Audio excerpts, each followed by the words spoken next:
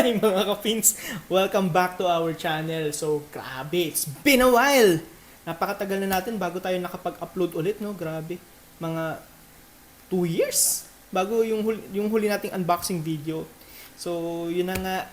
Sana suportahan niyo pa rin ako dito sa mga upcoming natin unboxing videos. Magbabalik loob tayo.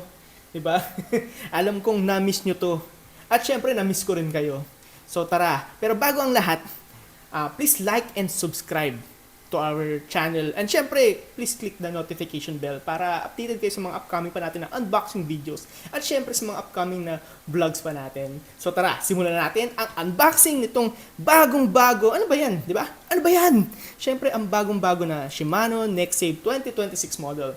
So, let's go!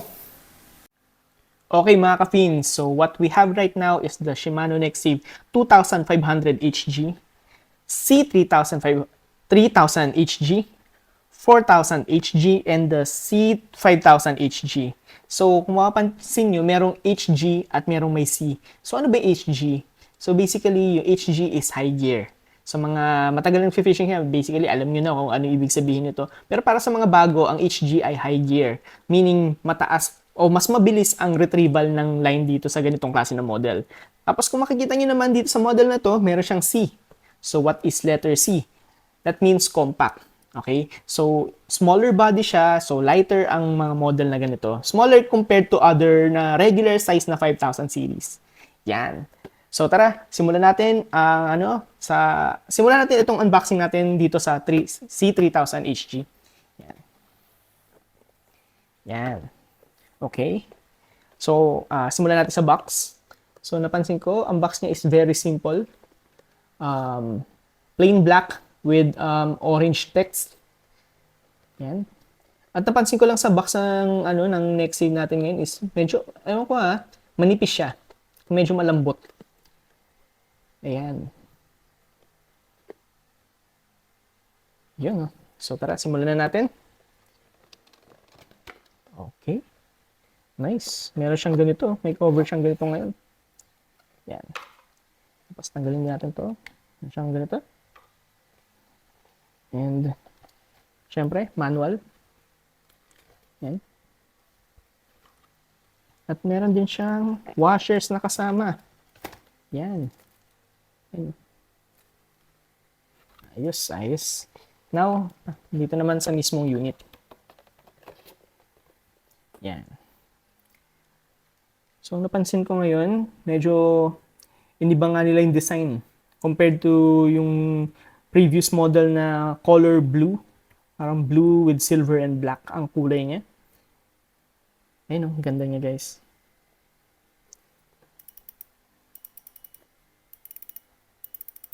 Ganda ng tunog. Yan. Very smooth. Yan.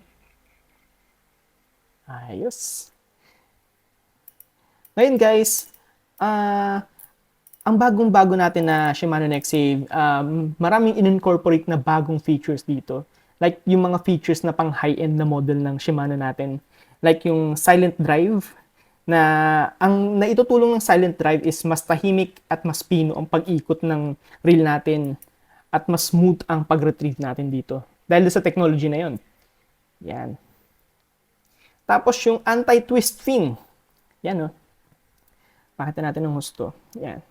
So, ang anti-twist fin, ayan siya. So, tumutulong yan. Itong particular part na to, yan yun. So, tumutulong siya para mabawasan ang line twist at wind nuts. Lalo na kapag gumagamit tayo ng braided line. Yan. So, mas maganda lapat ng linya natin dahil dito. Nakakatulong talaga siya.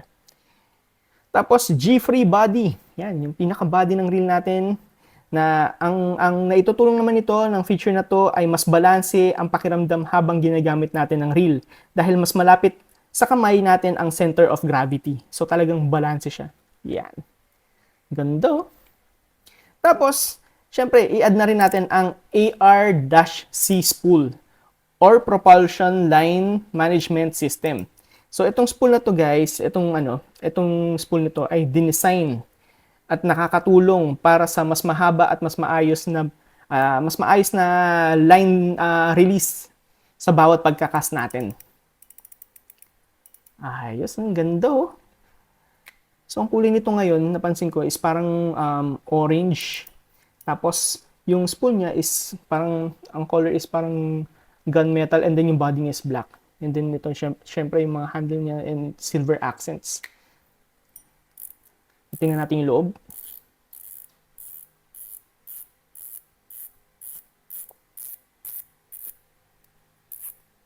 Okay. So, ito pa rin yung yung pinaka-basic natin na nakikita natin sa natin. Basic pa rin na design, yun pa rin kung ano yung nakikita natin sa mga previous na Shimano reels natin na entry level.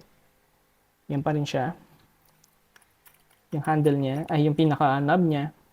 Yan. So, wala siyang rubber seal na tumutulong para mapigilan pumasok yung ang tubig dito sa ating drag washers. Yan. Pero ayos na ayos pa rin. Yan. Then, ito yung clicker niya.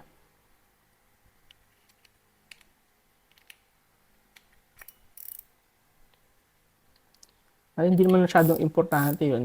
Kung ano naman to. Ang Nexave kasi is talagang basically designed for freshwater. But, syempre, pwede pa rin natin gamitin ito sa saltwater with extra care, syempre. Yan.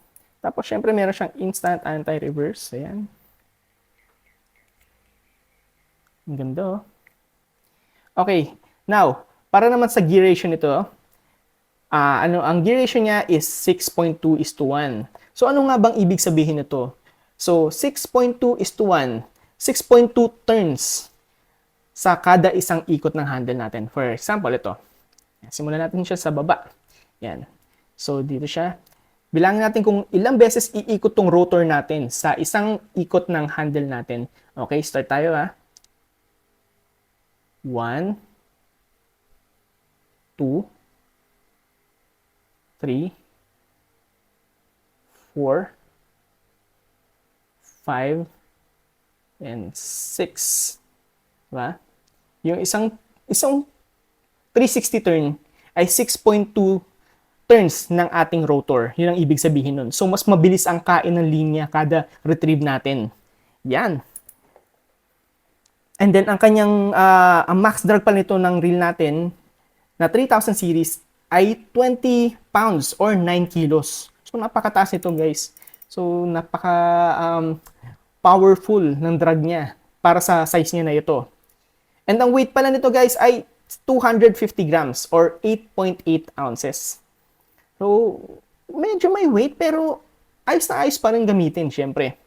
And ang ball bearings na kasama nito ay 3+1. Yan. Ayos, oh. Napakaganda. Yan, Malaysia. Tapos yung handle niya, di ba, syempre, yung kadalasan nakikita natin ngayon is screw-in. So, hindi pa rin in-upgrade ng Shimano yung sa Nexave. Similar pa rin siya sa mga entry-level reels natin na naka-shaft type. But don't get me wrong, napakaganda ng Shimano. Ha? Kahit naka-shaft type to, naka-screw-in, you will never go wrong sa Shimano. Yan. Mas maganda rin handle niya, yun, nakatinab. Yan. So, ang size pala nito, guys, is from 1,000 series to 5,000 series. So, 1,000 series, 2,000 series, 2,500, 3,000, 4,000, and then 5,000 series. Ayos. Ang ganda niya. So, ang 3,000 series nga pala, ito yung typical ginagamit natin na size for ML setup. Although, pwede kang gumamit ng 2.5 or 3,000. Syempre, depende pa rin sa length at haba ng rod or yung bigat ng rod. Syempre, kung whichever yung magbabalance din sa setup natin. Yun. Tapos, ang gear ratio niya, I think, nasa 5:1 hanggang 6.2:1. So, yun yung gear ratio ng, ng model ng Nexave na to. Yan. Ganda, guys. Ayos na ayos. Yan, oh. Okay. So, okay mga ka-Fins. So, ano nga bang first impression ko dito sa unboxing natin ng Shimano Nexave na 2026 model? Sa unang tingin ko pa lang at syempre sa unang hawak natin, ang masasabi ko lang ay napakaganda ng build nitong reel na to. Syempre, you can never go wrong nga, sabi ko nga, pagdating sa Shimano, iba ang quality nitong Shimano Nexave na 2026 model. Very premium. Napaka-smooth ng ikot, maganda ang finish niya. At syempre, ramdam mo agad ang kalidad ng Shimano, di ba? Napakaganda talaga. Smoothness niya, ay, nako, wala na akong masasabi pa. Syempre, excited na akong subukan ito sa actual, pero kung makapag-fishing tayo, nang makita talaga ang performance ito. But I bet maraming YouTuber na gagawa na rin nun. At iyan na nga mga ka-fins ang ating unboxing ng bagong Shimano Nexave 2026 model. So, maraming salamat sa panonood at huwag kalimutang mag-like, mag-comment at mag-share ng video natin. Yan. So, i-plug na rin natin ang ating store. So, kung naghahanap kayo ng mga fishing gears, pwede nyo kaming puntahan sa aming store sa Sukat. Our store is located at the second floor of La Buena Building, 7439 Dr. A. Santos Avenue, Barangay San Isidro, Sukat, Parañaque. Katapat lang po natin ang SM Hypermarket Lopez. So, napakadaling i-locate. Yan. So, maraming salamat sa panonood mga ka-fins. Until our next vlog, kita-kits!